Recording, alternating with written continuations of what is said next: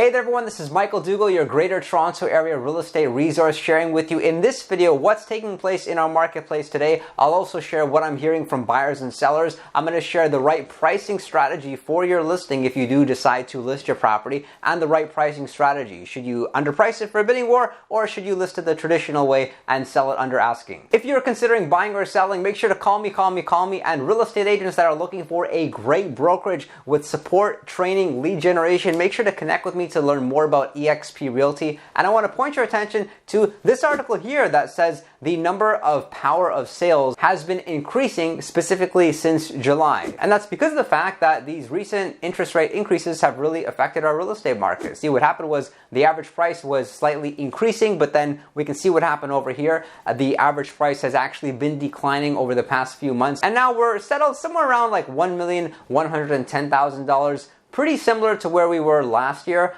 It was the year before that where we saw dramatically high prices, which really just went up in a linear fashion in 2021. So earlier this year, I'm sure a lot of buyers thought that the interest rates were stabilized for the foreseeable future. They bought a property, and that didn't happen at all. Interest rates actually increased, so now, as expected, a lot of these homeowners are no longer able to afford their home, and that's why the number of power of sales is increasing. However, what's very unusual is that the number of sales is the lowest that it's been in years. In September, under 5,000 sales were reported on the MLS. Now, looking at this chart here, which shows the number of sales that take place on an annual basis, we can see on average we should expect to see like 7,000 to 8,000 sales per month. And we only saw about 4,500 to 5,000. And what's unusual is that typically if buyers weren't buying property, it's because they couldn't find what they liked and there wasn't enough inventory to choose from. And so what's happening now is they have all that inventory to choose from. The number of active listings, it's especially high, over 18,000 active listings here in the Greater Toronto Area. However, the number of sales is especially low. So this is reflected in the months of inventory,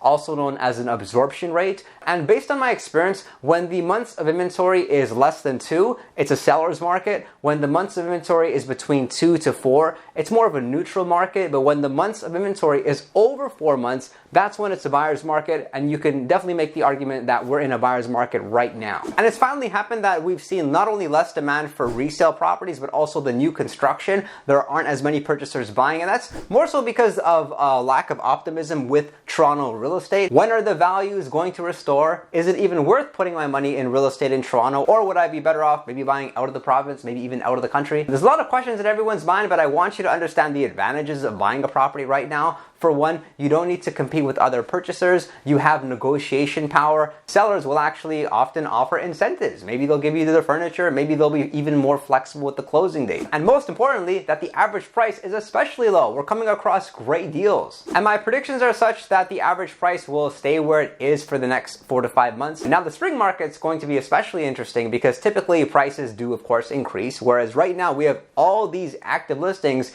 If more listings come to the market and the number of sales stay low, then I would expect our average price to drop somewhere close to like $1 million.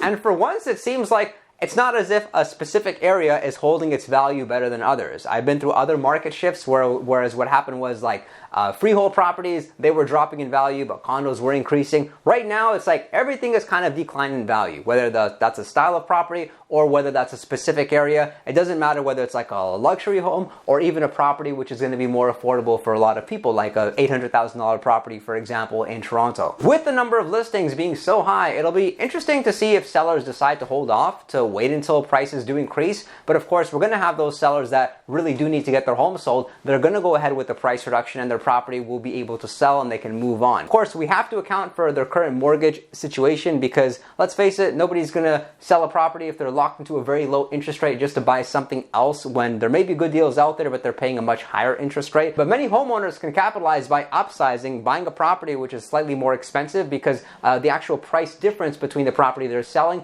and their purchasing would benefit them. Now, with respect to the pricing strategy based on the market conditions right now, this may change in about a month, but I would still opt for the approach of listing your property underpriced for a bidding war. And the reason for that is because we're seeing that it's a proven practice which is working, and provided that you do it with a real estate professional that knows what they're doing, what will happen is they'll price it as such that they can expose the property to the maximum number of purchasers out there, and if the property doesn't sell, they can always relist it the traditional way. And it's only okay to do right now because of the fact fact that a lot of other listings are doing the same thing, and it's just that we're on the same playing field. See, what happens is buyers are often looking at a property and expecting it to sell over asking price because that's what all the other homeowners are doing. Now, I'm all about transparency and letting buyers know how much a property is actually going to sell for so they have an idea of their budget. However, right now, this is still the approach that most homeowners are opting for listing their property underpriced for a bidding war. And that's reflected over here. We're looking at detached properties specifically, and you can see the percentage of list price to sale price, which is telling us that most listings which are selling over asking price. So if you list it for a bidding war, I look at it like there's nothing to lose. Of course, that's provided that your agent knows what they're doing. The majority of agents unfortunately don't know what they're doing because of improper training. And if you are considering buying or selling, trust that you found the best agent, the only agent that you need to talk to, Michael Zugel. Make sure to call me, and make sure to subscribe and drop a like if you did enjoy this video. And real estate agents, if you want to sell homes, it's not going to happen by accident. You need step-by-step training. You need to have the right environment, a positive environment that's conducive to your success. So make sure to reach out to me to see if EXP is a good fit for you. I look forward to seeing you next time.